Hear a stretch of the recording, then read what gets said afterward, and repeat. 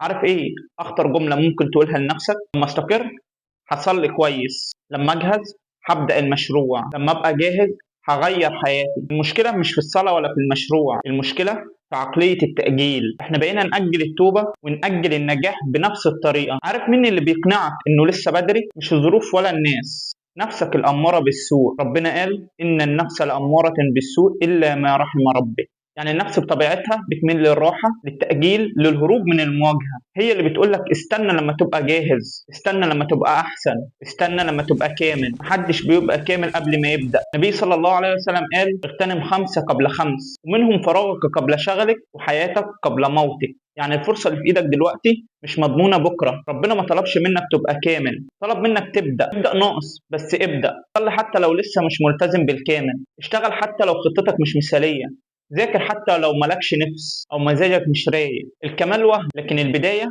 هي الحقيقه. كل اللي انت مستنيه عمره ما هيبقى مثالي، لكن اول خطوه ممكن تغير كل حاجه. ما تستناش تبقى جاهز عشان تغير عشان تبقى جاهز. اللي بيأجل التوبه هو اللي بيأجل النجاح، والوقت مش بيستنى حد. لو استفدت ادعم الفكره بمتابعه واشتراك ولايك عشان نوصلها للناس اكتر. ده كان مجرد رأي.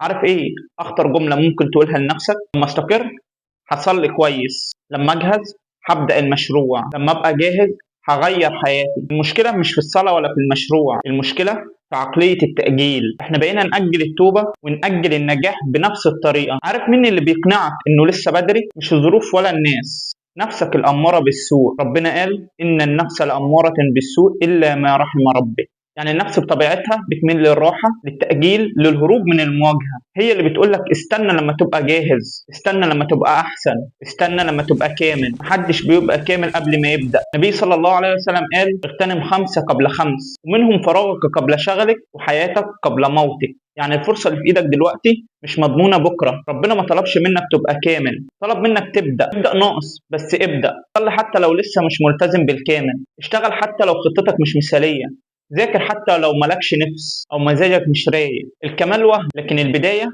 هي الحقيقه. كل اللي انت مستنيه عمره ما هيبقى مثالي، لكن اول خطوه ممكن تغير كل حاجه. ما تستناش تبقى جاهز عشان تغير عشان تبقى جاهز. اللي بيأجل التوبه هو اللي بيأجل النجاح، والوقت مش بيستنى حد. لو استفدت ادعم الفكره بمتابعه واشتراك ولايك عشان نوصلها للناس اكتر. ده كان مجرد رأي.